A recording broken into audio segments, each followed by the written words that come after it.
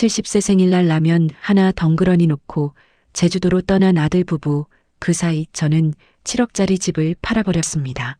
돌아와서 문이 안 열린다고 전화하는 아들에게 제가 한 말 지금부터 들려드릴게요.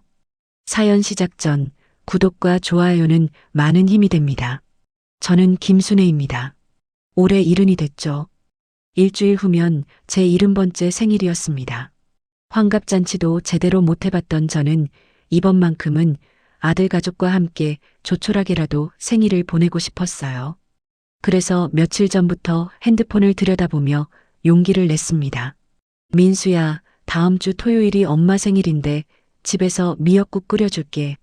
문자를 보내고 한참을 기다렸죠. 답장이 왔을 때 가슴이 두근거렸습니다. 하지만 답장을 보낸 건 아들이 아니라 며느리 지영이었어요. 어머님, 그날 저희 제주도 가요. 작년에 예약한 거라 취소 못해요. 저는 핸드폰을 든 손이 떨렸습니다. 작년에 예약했다고요. 그럼 제 생일이 언제인지 알면서도 그날로 여행을 잡았다는 얘기였죠. 저는 떨리는 손으로 아들에게 전화를 걸었습니다. 한 번, 두 번, 세 번. 신호만 가고 받지 않았어요. 1시간쯤 지났을까요? 아들한테서 카카오톡이 왔습니다. 엄마 이해해줘. 우리도 힐링 필요해. 1년에 한 번 여행인데. 전화는 안 받으면서 문자는 보내는 아들을 보니 가슴이 답답했습니다. 저는 핸드폰을 무릎 위에 내려놓고 한참을 멍하니 있었죠. 남편이 먼저 생을 마감하고 혼자 아들을 키우며 평생 고생했는데 이제 와서 1년에 한 번 생일도 함께 못 보내준다는 게 믿기지 않았어요. 생일 전날 밤이었습니다. 지영이가 냉장고를 열더니 라면을 5개 쌓아 넣었어요. 저는 거실 소파에 앉아 그 모습을 지켜봤습니다. 어머님, 내일 이거 드세요. 라면 끓이실 줄 아시잖아요. 지영이는 웃으면서 말했죠. 제 생일날 라면을 먹으라는 겁니다. 저는 목이 메어서 아무 말도 못했어요. 내 생일인데 라면을 먹으라고? 겨우 목소리를 짜내 말했더니 지영이는 어깨를 으쓱했습니다. 요즘 라면 비싸요. 한 개에 1,000원 넘어요. 저는 그 말을 듣고 아무 대꾸도 못했습니다. 라면이 비싸다는 말을 하면서 제주도로 여행을 가는 며느리를 보니 기가 막혔죠. 하지만 저는 그저 고개만 끄덕였어요. 평생 참고 살아온 버릇이 몸에 배어 있었으니까요. 생일 당일 새벽이었습니다. 6시도 안 됐는데 아들 부부가 부산스럽게 움직이는 소리가 들렸어요. 캐리어 바퀴가 마루를 구르는 소리, 현관문을 여닫는 소리. 저는 이불 속에서 그 소리를 듣고 있었죠. 어머님, 다녀올게요. 지영이가 제 방문 앞에서 소리쳤습니다. 저는 대답도 안 했어요. 대답할 마음이 없었죠. 곧 현관문이 쾅 하고 닫혔습니다. 아들은 제 방문도 안 열어보고 그냥 떠났어요. 저는 이불을 걷어차고 일어났습니다. 텅 빈 집이 너무 조용했죠. 시계를 보니 아침 6시 반이었어요. 공항 가려고 서둘렀나 봅니다. 저는 거실로 나가 소파에 앉았어요. 창밖으로 해가 떠오르고 있었죠. 시간이 얼마나 지났을까요? 배가 고파서 부엌으로 갔습니다. 냉장고를 열었더니 지영이가 넣어둔 라면 5개가 그대로 있었어요. 저는 라면 하나를 꺼내 들고 한참을 바라봤죠. 70살 생일날 혼자 라면을 끓여 먹는다는 게 실감이 안 났습니다. 저는 냄비에 물을 올리고 라면을 넣었어요. 물이 끓어오르는 소리만 부엌에 가득했죠. 스프를 넣고 젓가락으로 면을 저으면서 문득 눈물이 났습니다. 내가 뭐를 잘못한 걸까? 저는 중얼거렸어요. 아들을 키우느라 제 인생을 다 바쳤는데 생일날 혼자 라면을 먹고 있는 제 모습이 너무 초라했죠. 라면이 다 익었습니다. 저는 냄비를 들고 식탁에 앉았어요. 젓가락으로 면을 집어 입에 넣는데 눈물이 뚝뚝 떨어졌습니다. 국물에 눈물이 섞였어요. 한 입 먹고 나니 너무 짰죠. 원래 라면이 짠 건지 제 눈물 때문에 짠 건지 모르겠었습니다. 저는 젓가락을 내려놓고 고개를 떨구었어요. 어깨가 들썩였죠. 얼마나 울었을까요? 눈물이 다 마르고 나니 이상하게 머릿속이 맑아졌습니다. 저는 식탁에 그대로 앉아 창밖을 바라봤어요. 햇살이 환하게 비치고 있었죠. 다른 집에서는 가족들 웃음소리가 들렸습니다. 그때 문득 20해 전 일이 떠올랐어요. 남편이 죽기 전에 제 손을 꼭 잡고 말했던 것이 생각났죠. 여보, 이 집은 당신 명의로 해뒀어. 나중에 혹시라도 힘들 일 있으면 이 집이 당신을 지켜줄 거야. 그때는 무슨 말인지 잘 몰랐습니다. 하지만 지금은 알 것 같았어요. 저는 자리에서 일어나 안방으로 갔죠. 옷장 깊숙한 곳에 있는 서랍을 열었습니다. 거기에는 중요한 서류들이 보관돼 있었어요. 등기부등본을 꺼내 펼쳤습니다. 소유자란에는 분명하게 적혀 있었죠. 김순애. 제 이름이었습니다. 아들 부부는 이 집에서 공짜로 살면서 저한테 생일날 라면을 줬어요. 관리비 한 푼, 세금 한 푼 낸 적 없으면서 말이죠. 저는 등기부등본을 든 채 식탁으로 돌아왔습니다. 식어버린 라면을 보면서 결심했어요. 더는 참지 않겠다고. 이제는 제 인생을 살겠다고. 아들 부부가 제주도에서 놀고 있는 동안 저도 뭔가를 해야 한다고 생각했죠. 핸드폰을 집어들었습니다. 손가락이 떨렸지만 저는 주저하지 않았어요. 부동산 전화번호를 검색해서 저장했죠. 내일 아침 바로 전화하려고요. 더 이상 착한 엄마로만 살지 않겠다고 마음먹었습니다. 그날 밤 저는 잠을 한숨도 못 잤습니다. 천장만 바라보며 계속 생각했죠. 정말 집을 팔아도 되는 걸까? 아들은 어떻게 되는 걸까? 하지만 생각할수록 화가 치밀어 올랐어요. 20해 동안 저는 아들 부부와 함께 살았습니다. 민수가 결혼하고 신혼집 마련할 돈이 없다고 하길래 제가 먼저 같이 살자고 했죠. 며느리 지영이도 좋아했어요. 전세금 걱정 없이 살 수 있으니까요. 처음엔 괜찮았습니다. 지영이가 출근 전에 어머님 잘 다녀오세요. 인사도 하고 저도 저녁 준비해주면 고맙다고 했죠. 하지만 시간이 지나면서 달라졌어요. 제가 당연히 밥을 해줘야 하는 사람이 됐고 청소도 빨래도 다 제 몫이 됐습니다. 관리비 고지서가 나와도 아들은 거들떠보지도 않았어요. 재산세 납부서가 와도 마찬가지였죠. 저는 국민연금으로 그걸 다 냈습니다. 한 달에 30만 원 남짓한 돈에서 관리비 15만 원, 각종 세금까지 내고 나면 제 손에 남는 건 얼마 안 됐어요. 그래도 참았습니다. 가족이니까요. 아들이 나중에 효도할 거라고 믿었죠.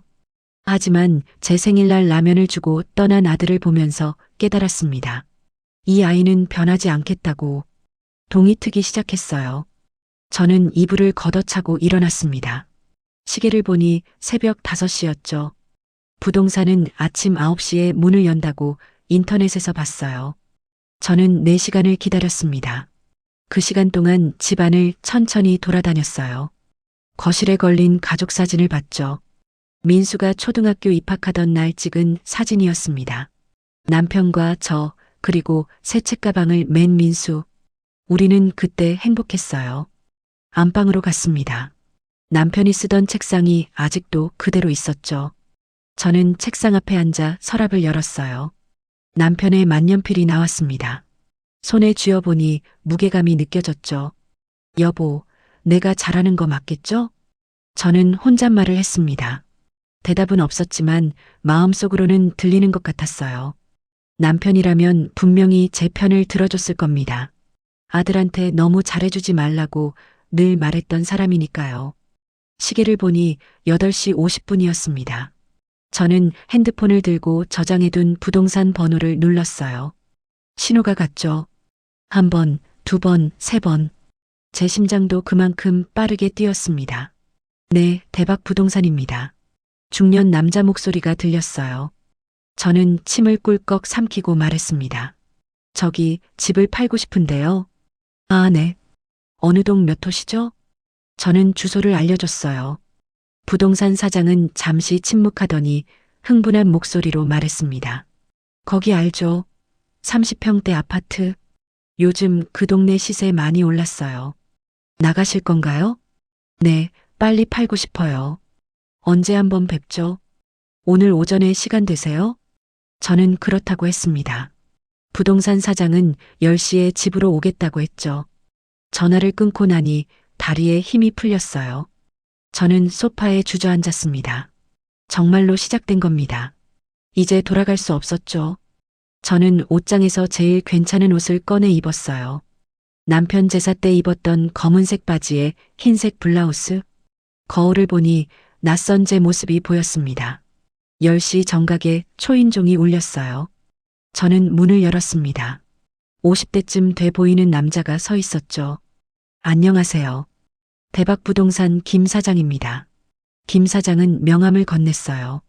저는 명함을 받아들고 거실로 안내했습니다. 김 사장은 집안을 둘러보더니 고개를 끄덕였죠. 와, 관리 정말 잘하셨네요. 이 정도면 시세보다 높게 받을 수 있어요. 저는 가만히 듣고 있었습니다. 김 사장은 계속 말했어요. 요즘 이 동네 30평대가 6억에서 7억 사이예요. 근데 어머님 집은 남양의 층수도 좋고 7억은 받으실 수 있을 겁니다. 7억. 저는 그 숫자를 들으니 현기증이 났어요. 제가 평생 모아본 돈 중에 제일 큰 금액이었죠. 김 사장은 서류 가방에서 계약서를 꺼냈습니다. 일단 매물로 내놓으시면 일주일 안에 연락 올 겁니다. 이 동네는 수요가 많거든요. 저는 고개를 끄덕였어요. 김 사장이 물었죠. 그런데 가족분들은 아세요? 보통은 가족들이랑 상의하시고 파시는데 제 명의예요. 제가 결정하면 돼요. 제 목소리는 단호했습니다. 김 사장은 더 이상 묻지 않았죠. 저는 위임장에 도장을 찍었어요. 김 사장이 돌아가고 나니 집이 다시 조용해졌습니다. 저는 창문을 열었어요.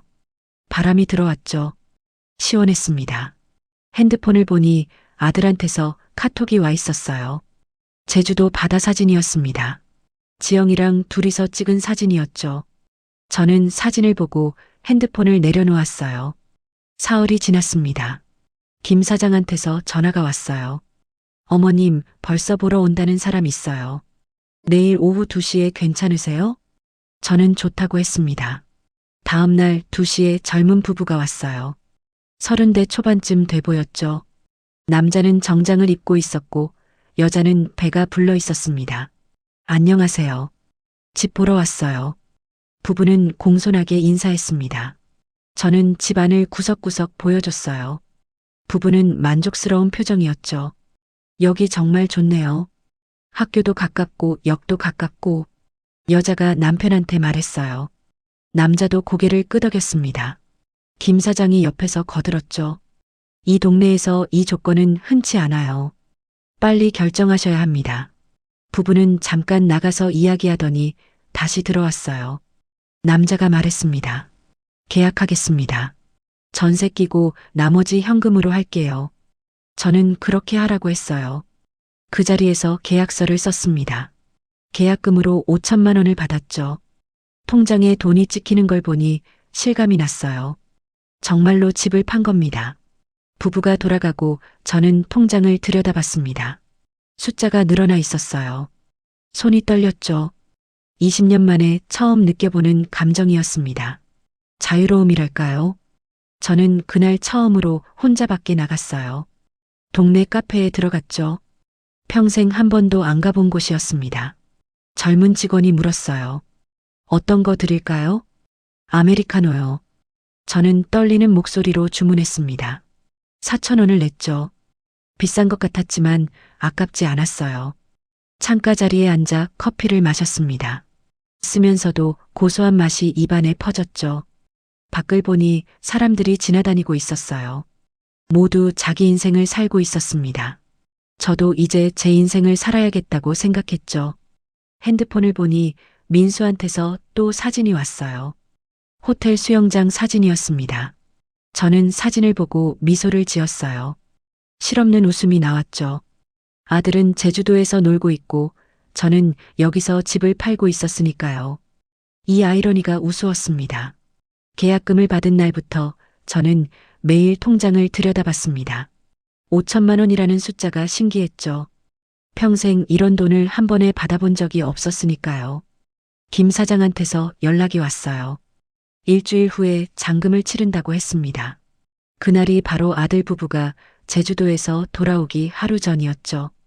타이밍이 기가 막혔어요. 저는 그 일주일 동안 이것저것 알아봤습니다. 제가 살 집을 찾아야 했거든요. 인터넷으로 원룸을 검색했죠. 처음 해보는 일이라 어려웠지만 천천히 익혔어요. 역세권 신축 원룸이 눈에 들어왔습니다. 보증금 1,000만 원에 월세 50만 원. 작지만 깨끗해 보였죠. 전화를 걸어보러 가겠다고 했어요. 부동산 아주머니가 친절하게 안내해줬습니다. 어머님, 혼자 사세요? 네, 이제 혼자 살려고요. 원룸은 15평 정도 됐어요. 작았지만 제가 살기엔 충분했죠. 화장실도 깨끗하고 부엌도 있었습니다. 창문으로 햇빛이 잘 들어왔어요. 여기로 할게요. 저는 바로 결정했습니다. 부동산 아주머니가 놀라더군요. 보통은 며칠 고민한다면서요. 하지만 저는 고민할 게 없었어요. 마음에 들었고 여기서 새 출발을 하고 싶었으니까요. 계약서를 쓰고 보증금을 넣었습니다. 통장 잔고가 줄었지만 기분은 좋았죠. 제 집이 생긴 겁니다. 물론 전세도 아니고 월세지만 누구 눈치도 안 보고 살 수 있는 공간이었어요. 집을 나서면서 저는 가구를 사러 갔습니다. 대형마트에 갔죠. 침대 코너로 갔어요. 직원이 다가왔습니다. 어떤 걸 찾으세요? 싱글 침대요. 편한 거로요. 저는 여러 침대에 누워봤습니다. 손님들이 쳐다봤지만 신경 쓰지 않았어요. 제가 잘 침대니까 제대로 골라야 했죠. 100만 원짜리 메모리 폼 매트리스가 마음에 들었습니다. 이걸로 할게요. 직원이 배송 날짜를 물었어요. 저는 일주일 후라고 했죠. 그리고 작은 식탁도 샀습니다. 2인용 식탁이었어요. 혼자 쓰기엔 넉넉했죠. TV도 샀습니다. 32인치짜리. 크지 않지만 제가 보기엔 충분했어요. 계산을 하는데 200만 원이 나왔습니다. 예전 같았으면 큰 돈이라고 생각했을 거예요. 하지만 지금은 달랐죠. 카드를 건네며 저는 미소를 지었습니다. 마트를 나오니 해가 저물고 있었어요. 저는 버스를 타고 집으로 돌아왔죠. 아직은 제 집이었으니까요. 며칠만 더 있으면 남의 집이 되겠지만요. 집에 들어가니 민수한테서 카톡이 와 있었습니다. 단체 채팅방이었어요. 지영이도 있는 방이죠. 내일 들어가요. 엄마 뭐 사다 드릴까요? 저는 한참 그 메시지를 보고 있었어요. 뭘 사오냐고 묻네요. 제 생일날 라면 주고 간 사람이. 저는 답장을 하지 않았습니다. 핸드폰을 내려놓고 짐을 싸기 시작했죠. 제 물건은 생각보다 많지 않았어요. 옷가지 몇 벌, 화장품, 책 몇 권. 큰 박스 2개면 충분했습니다. 20년을 살았는데 제 물건이 이것뿐이라는 게 서글펐죠. 잔금 날이 왔습니다. 아침부터 긴장됐어요. 부동산 사무실에서 만나기로 했죠. 저는 등기부등본과 도장을 챙겨서 나갔습니다. 부동산에 도착하니 젊은 부부가 먼저 와 있었어요. 남자가 일어나서 인사했습니다. 어머님, 안녕하세요. 그래요, 잘 지냈어요? 우리는 자리에 앉았습니다. 김 사장이 서류를 펼쳤죠. 잔금 6억 5천만 원. 제가 평생 본 적 없는 돈이었어요. 통장 주세요. 젊은 남자가 말했습니다. 저는 떨리는 손으로 통장을 건넸죠. 남자는 핸드폰으로 이체를 했어요. 잠시 후 저한테 문자가 왔습니다. 입금 6억 5천만 원. 저는 그 문자를 보고 눈물이 날 뻔했어요. 참았습니다. 여기서 울면 안 되니까요. 등기 이전 서류에 도장을 찍었죠. 젊은 부부가 열쇠를 받았습니다. 잘 살게요, 어머님. 여자가 배를 쓰다듬으며 말했어요. 저는 고개를 끄덕였습니다. 잘 살라고. 저보다는 행복하게 살라고 속으로 빌었죠. 부동산을 나왔습니다. 햇살이 따가웠어요. 저는 걸으면서 핸드폰으로 통장을 확인했죠. 7억 원이 찍혀 있었습니다. 계약금 5천만 원 더하고 보증금 1,000만 원 빼고 실제로 제 손에 쥐어진 돈은 6억 9천만 원이었어요. 발걸음이 가벼워졌습니다. 저는 걷다가 문득 카페가 보여서 들어갔어요. 지난번에 왔던 그 카페였죠. 같은 자리에 앉아 아메리카노를 주문했습니다. 커피를 마시면서 창밖을 봤어요. 사람들이 바쁘게 지나다녔죠. 저도 저 사람들처럼 제 인생을 살 수 있을 것 같았습니다. 이제 시작이었어요. 핸드폰을 보니 단체방에 메시지가 떠 있었습니다. 민수가 보낸 거였어요. 공항 도착했어요. 1시간 후에 집 갈게요. 저는 메시지를 보고 미소를 지었습니다. 1시간 후면 재밌겠네요. 비밀번호가 바뀐 걸 알게 될 테니까요. 저는 커피를 다 마시고 일어났습니다. 원룸으로 갔어요. 제 새 집이죠. 열쇠로 문을 열고 들어갔습니다. 텅 비어 있었지만 기분이 좋았어요. 창문을 열었죠. 바람이 들어왔습니다. 짐을 풀기 시작했어요. 옷을 옷장에 넣고 화장품을 화장대에 놓고 침대는 내일 온다고 했으니 오늘은 바닥에서 자야 했죠. 하지만 괜찮았어요. 저녁이 됐습니다. 배가 고팠죠? 근처 편의점에 가서 도시락을 샀어요. 김치찌개 도시락이었습니다. 전자레인지에 데워서 원룸으로 돌아왔죠. 바닥에 앉아 도시락을 먹었습니다. 맛있었어요. 생일날 먹었던 라면보다 훨씬 맛있었죠. 제가 원해서 선택한 음식이니까요. 밥을 먹고 있는데 핸드폰이 울렸습니다. 민수였어요. 저는 핸드폰을 보고 한참을 고민했죠. 받을까 말까? 결국 받지 않기로 했습니다. 전화는 계속 울렸어요. 1번, 2번, 3번. 저는 도시락을 다 먹을 때까지 전화를 받지 않았죠. 6번째 전화가 왔을 때 받았습니다. 엄마. 민수 목소리가 다급했어요. 저는 침착하게 대답했죠. 왜 그래? 엄마, 비번이 왜 안 돼요? 엄마 지금 어디세요? 드디어 때가 온 겁니다. 저는 숨을 깊이 들이쉬었어요. 그리고 최대한 담담하게 말했죠. 내 새 집에 있어. 너희 살던 집은 팔았거든. 전화기 너머로 침묵이 흘렀습니다. 긴 침묵이었죠. 저는 핸드폰을 귀에 대고 가만히 기다렸어요. 민수가 뭐라고 할지 궁금했거든요. 뭐라고요? 민수 목소리가 떨렸습니다. 저는 같은 말을 반복했어요. 집 팔았어. 너희가 제주도 가 있는 동안. 말도 안 돼요. 장난치시는 거죠? 민수는 믿지 못하는 것 같았어요. 당연하죠. 아들은 제가 평생 순한 양처럼 살았다는 걸 아니까요. 하지만 이제는 달랐습니다. 장난 아니야. 진짜로 팔았어. 일주일 전에 계약하고 오늘 잔금 받았거든. 엄마, 정신 차리세요. 그게 우리 집인데요. 민수가 소리를 질렀어요. 저는 핸드폰을 귀에서 살짝 떼었죠. 고막이 아팠습니다. 배경으로 지영이가 뭐라고 말하는 소리가 들렸어요. 우리 집. 내가 그렇게 생각했구나.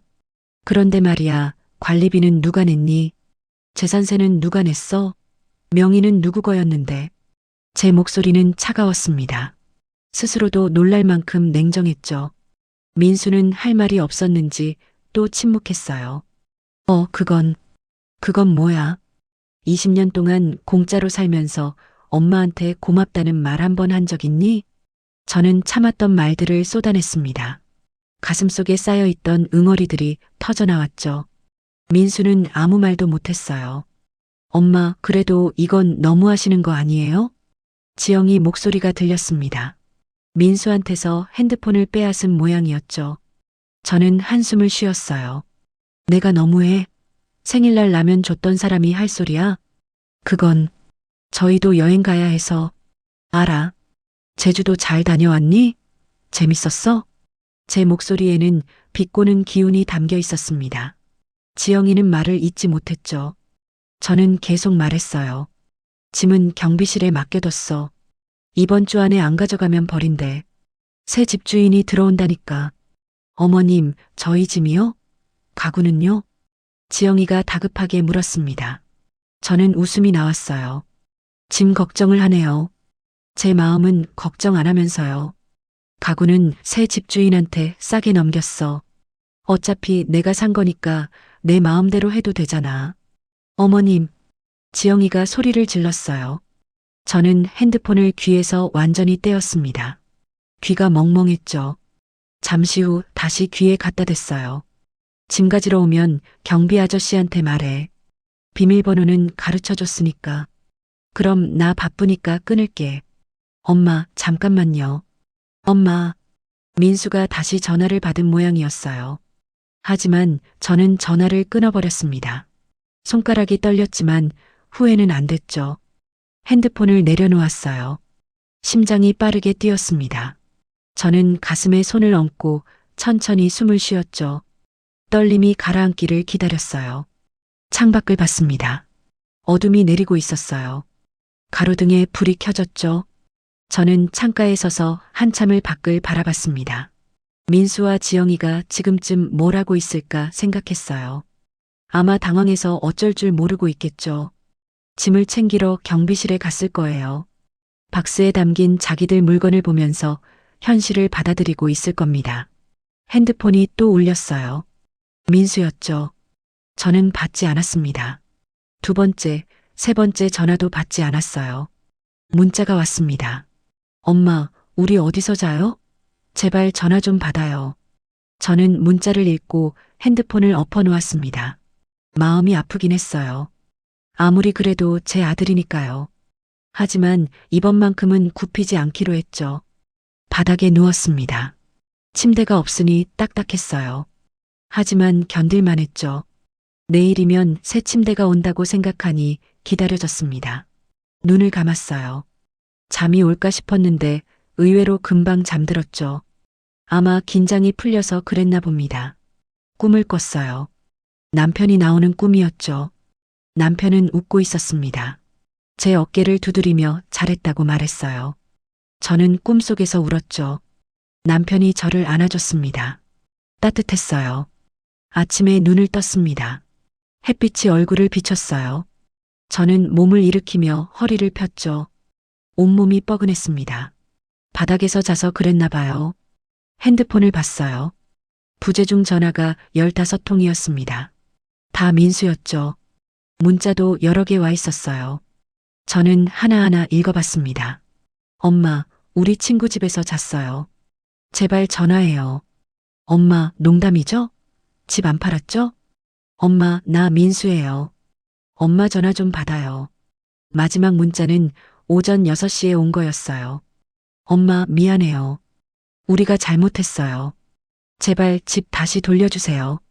저는 문자를 보고 한숨을 쉬었습니다. 돌려달라고 하네요. 이미 남의 손에 넘어간 집을요. 저는 답장을 보냈어요. 집은 이미 새 주인이 있어. 돌려줄 수 없어. 너희끼리 알아서 살아. 문자를 보내고 나니 속이 시원했습니다. 저는 일어나서 세수를 했어요. 작은 화장대 거울을 봤죠. 거울 속 제 얼굴이 편안해 보였습니다. 현관에서 초인종이 울렸어요. 가구가 온 모양이었죠. 문을 열었습니다.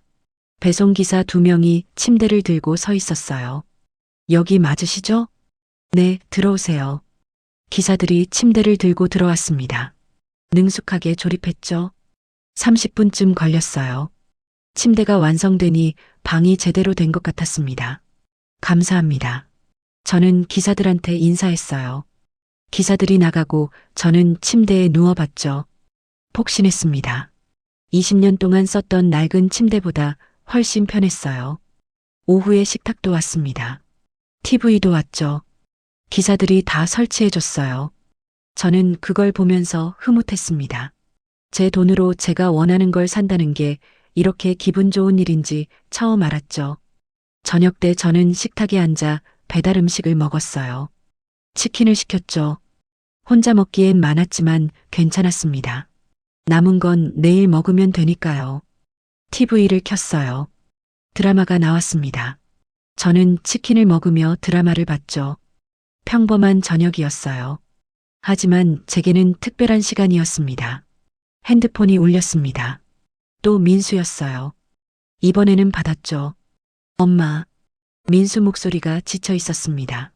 저는 대답했어요. 왜? 우리 어떡해요? 진짜 갈 데가 없어요.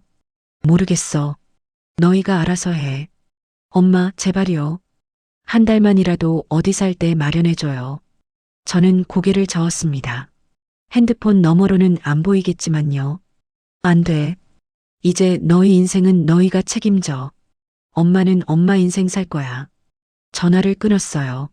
민수가 다시 걸어왔지만 받지 않았죠. 저는 핸드폰을 무음으로 해놓고 치킨을 계속 먹었습니다. 드라마는 재밌었어요. 주인공이 힘든 상황을 이겨내는 내용이었죠. 꼭 제 이야기 같았습니다. 다음 날 아침 저는 일찍 눈을 떴습니다. 새 침대가 편해서 잘 잤죠. 스트레칭을 하고 커튼을 열었어요. 햇살이 쏟아져 들어왔습니다. 핸드폰을 봤어요. 민수한테서 문자가 와 있었죠. 새벽 4시에 보낸 거였습니다. 엄마, 오늘 경비실 가서 짐 찾아올게요. 정말 마지막이에요. 제발 생각 좀 해주세요. 저는 문자를 보고 답장하지 않았어요. 할 말이 없었으니까요. 씻고 나와서 토스트를 구웠죠. 어제 산 식빵이었습니다. 잼을 발라 먹으니 달콤했어요. 오전 10시쯤 민수한테서 전화가 왔습니다. 저는 한참 망설이다 받았어요. 엄마, 응, 우리 지금 경비실이에요. 짐 찾으러 왔어요. 민수 목소리는 잠겨 있었습니다. 저는 창밖을 보며 대답했죠. 그래, 잘 챙겨. 엄마, 그게 무슨 말씀이세요? 우리가 사는 집인데요. 갑자기 지영이 목소리가 들렸어요. 핸드폰을 빼앗은 모양이었습니다. 저는 한숨을 쉬었죠. 너희 집이라고 또 그러네. 명예 확인해 봤니? 김순애. 내 이름이야. 그래도 어머님, 저희가 20년이나 여기서 살았는데요. 지영이가 따졌습니다. 저는 차갑게 웃었어요. 공짜로 살았지. 관리비 한 푼 낸 적 있어. 세금은, 수도세, 전기세는 누가 냈는데. 그건, 지영이 목소리가 작아졌어요. 할 말이 없었던 거죠. 저는 계속 말했습니다. 20년 동안 월세라고 치면 얼마야. 한 달에 50만 원씩만 쳐도 1억이 넘어. 관리비랑 세금까지 하면 더 많고. 어머님, 그렇게 따지시면. 따지는 거 아냐. 사실을 말하는 거지. 너희는 나한테 빚진 거야. 그런 주제에 생일날 라면을 줬어. 제 목소리가 떨렸습니다. 화가 났거든요.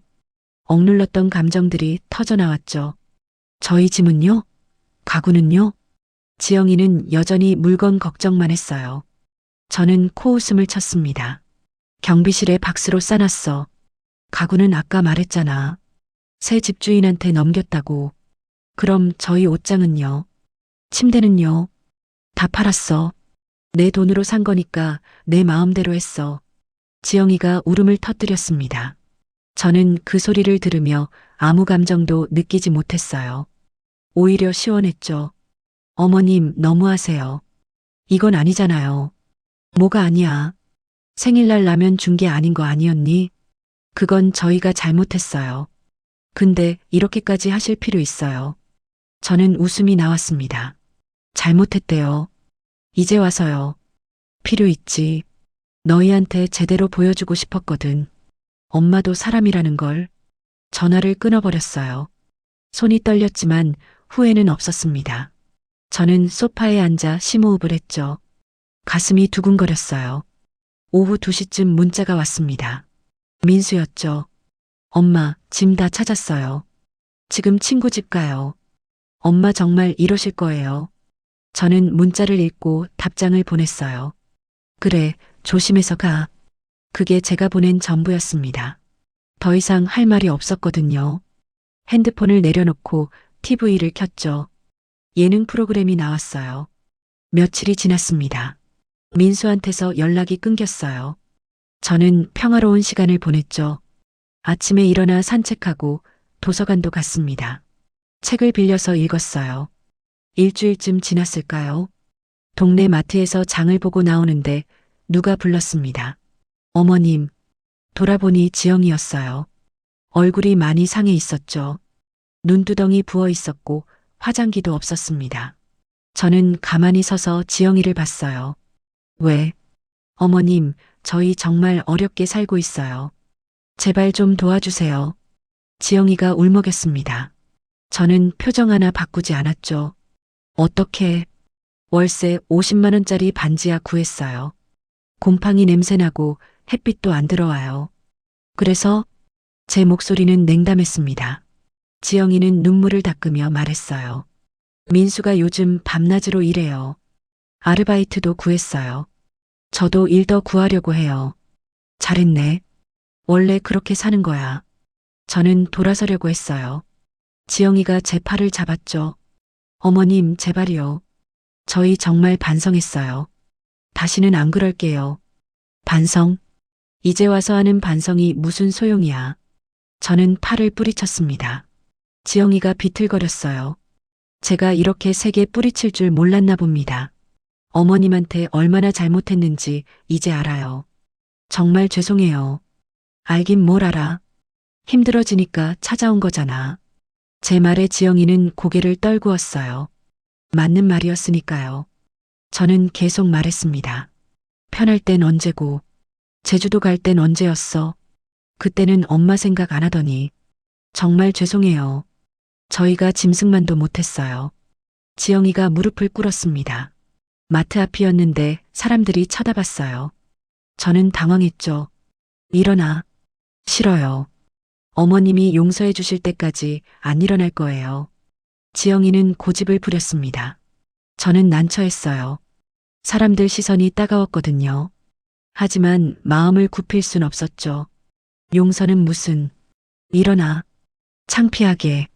저는 지영이 팔을 잡아 일으켰어요. 지영이는 울면서 저를 봤습니다. 어머님, 제발 한 번만 봐주세요. 민수가 너무 힘들어해요.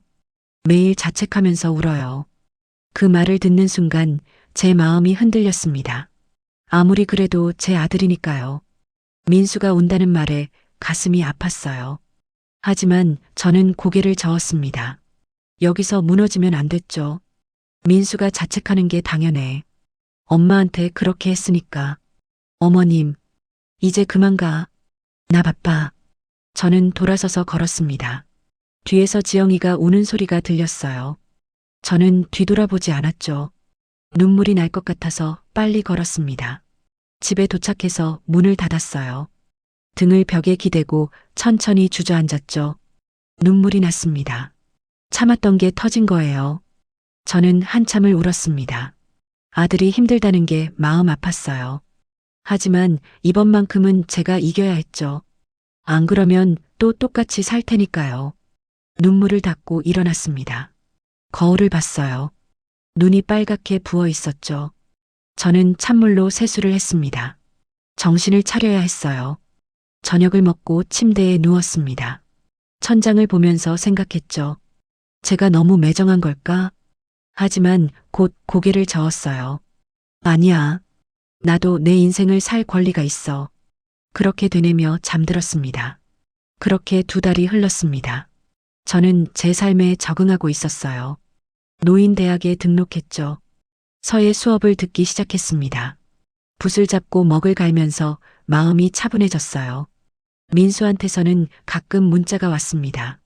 안부를 묻는 짧은 문자였죠. 저는 간단하게만 답했어요. 잘 지낸다고요. 더 이상 연락은 없었습니다. 어느 토요일 오후였어요. 저는 집에서 책을 읽고 있었죠. 현관에서 초인종이 울렸습니다.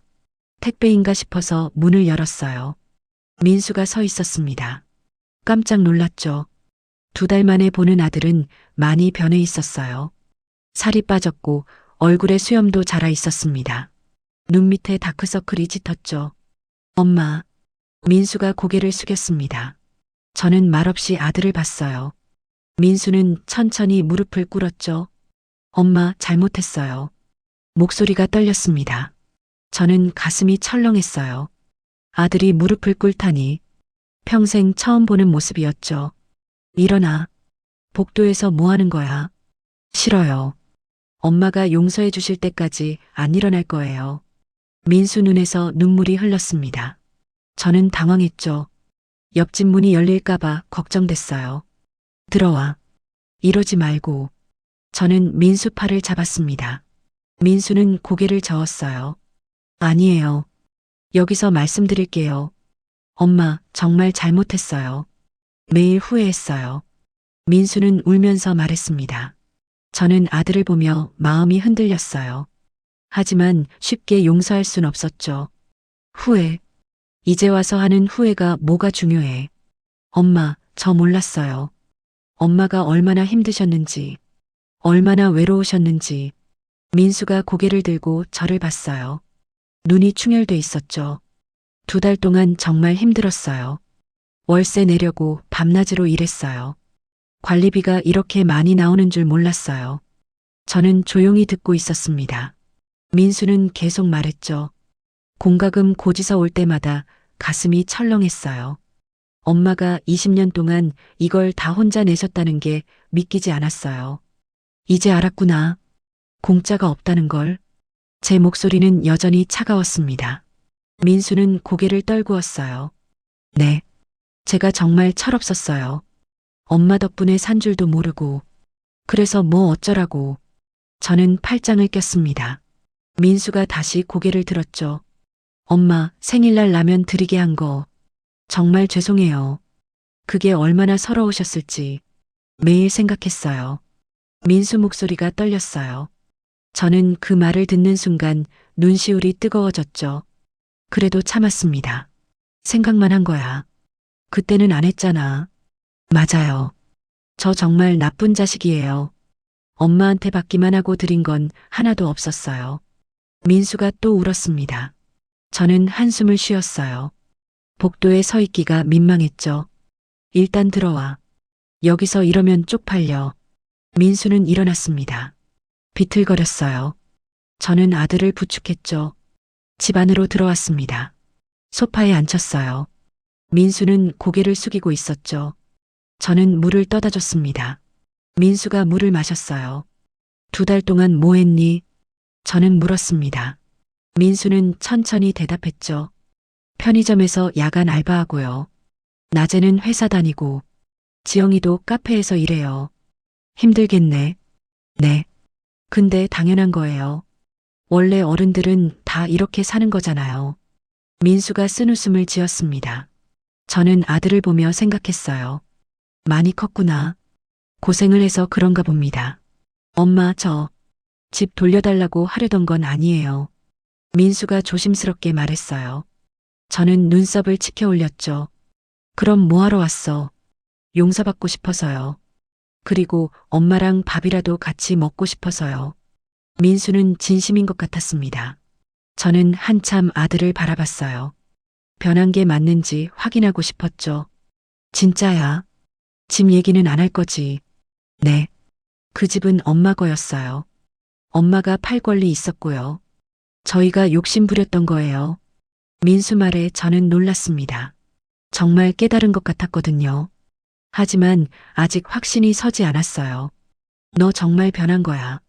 아니면 엄마한테 뭐 얻어내려고 그러는 거야. 아니에요. 진짜예요. 엄마, 저 2달 동안 정말 많이 반성했어요.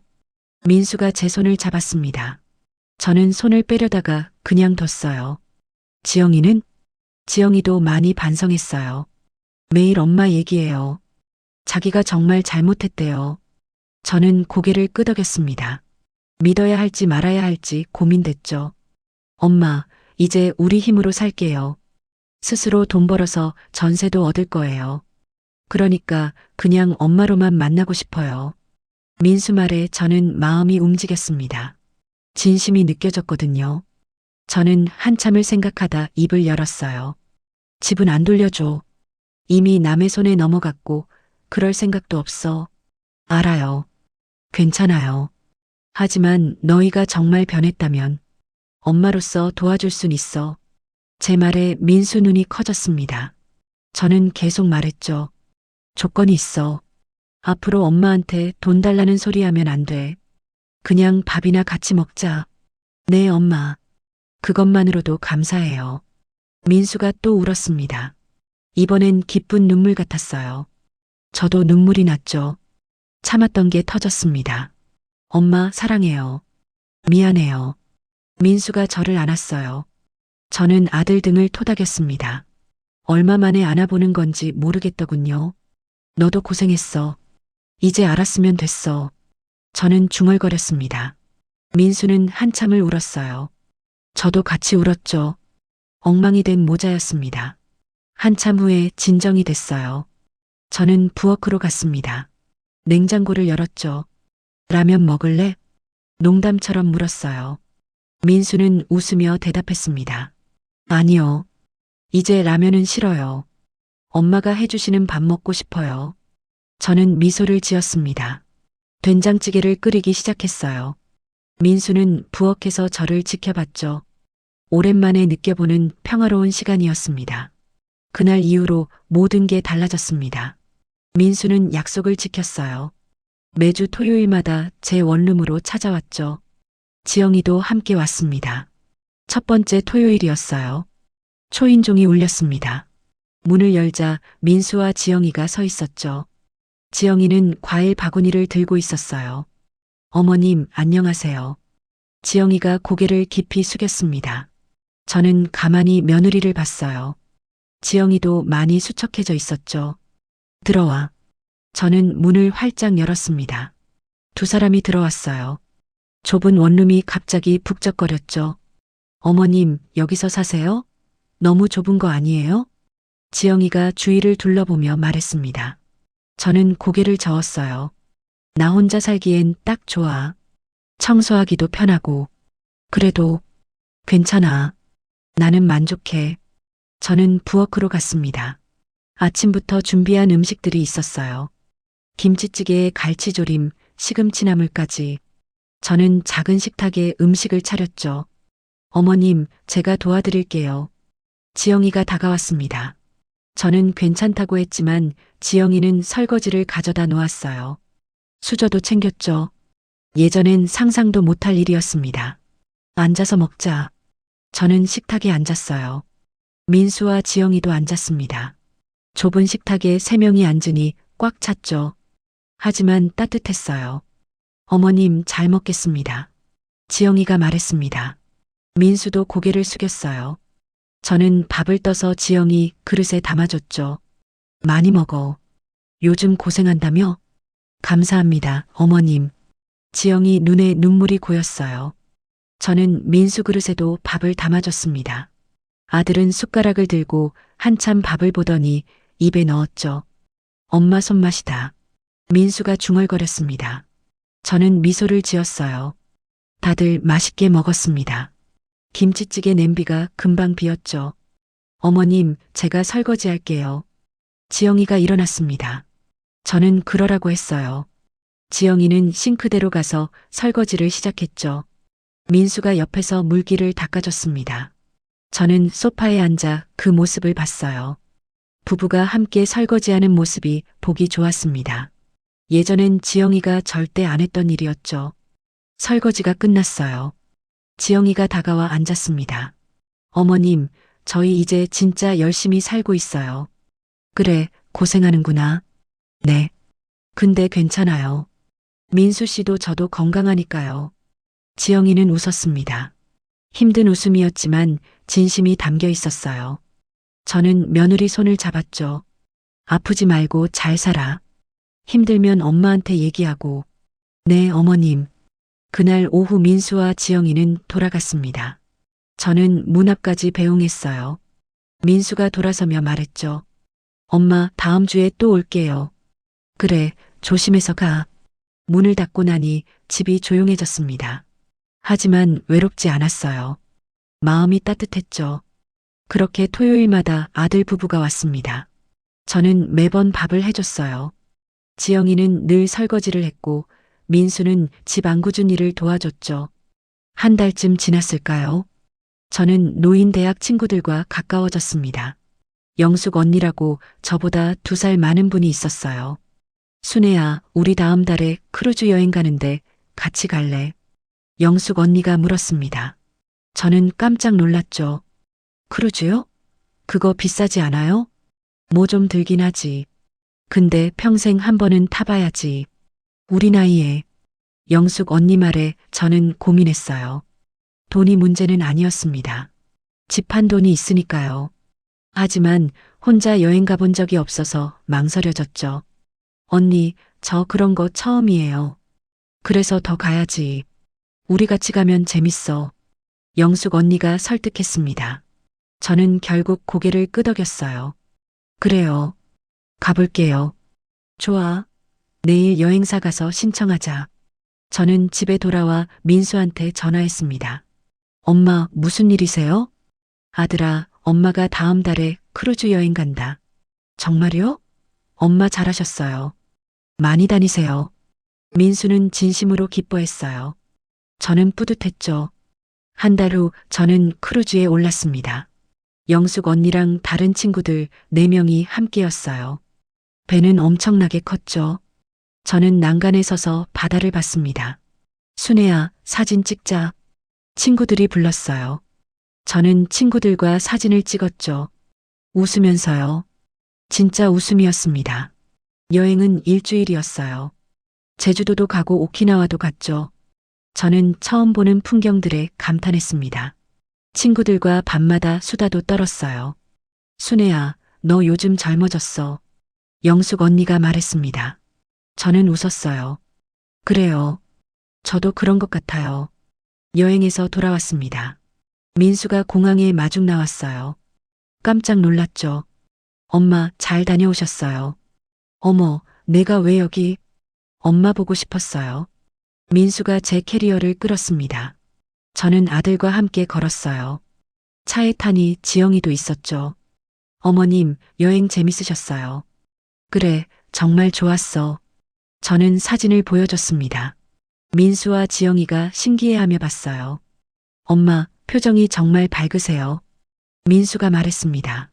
저는 고개를 끄덕였어요. 그래, 엄마 요즘 행복해. 계절이 바뀌었습니다. 제 생일이 다가왔어요. 71살이 되는 날이었죠. 저는 별 생각 없이 지내고 있었습니다. 생일 당일 아침이었어요. 초인종이 울렸습니다. 문을 여니 민수와 지영이가 서 있었죠. 손에 케이크를 들고 있었어요. 엄마, 생일 축하해요. 민수가 환하게 웃었습니다. 저는 깜짝 놀랐어요.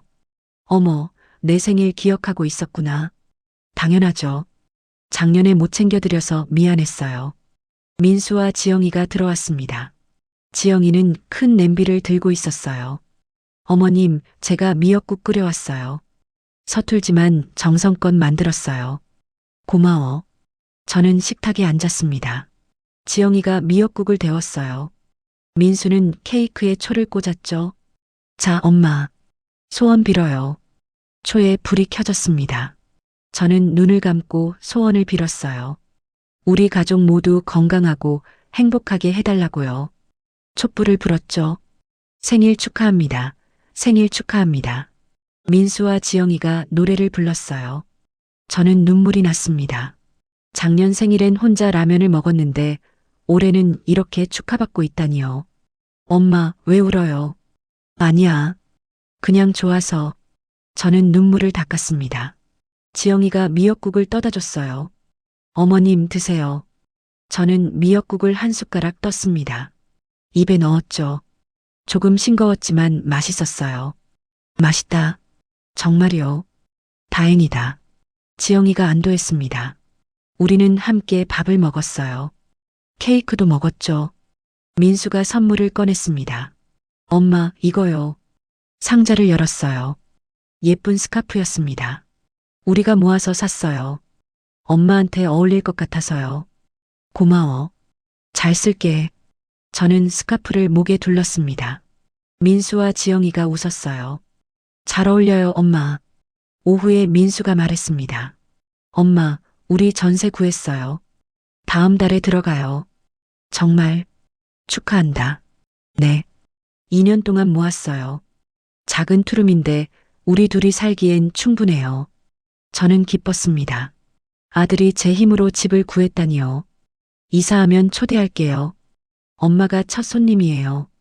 그래, 꼭 갈게. 저는 약속했습니다. 민수와 지영이가 돌아갔어요.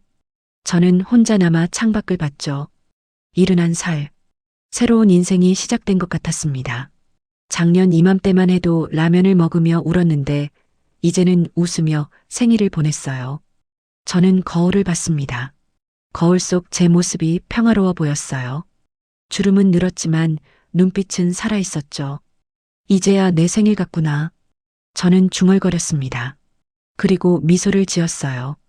앞으로 남은 인생도 이렇게 살고 싶었습니다. 누구 눈치 보지 않고 당당하게요. 핸드폰을 들고 영숙 언니한테 문자를 보냈습니다. 언니, 다음 여행은 언제 가요? 금방 답장이 왔어요. 가을에 유럽 갈 건데 같이 갈래? 저는 웃으며 답장했습니다. 네, 갈게요. 새로운 도전이 기다리고 있었습니다.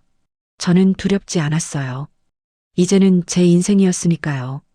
제가 선택하고 제가 책임지는 인생. 그게 바로 자유였습니다. 저는 스카프를 만지작거리며 창밖을 봤어요. 해가 지고 있었죠. 아름다운 노을이었습니다.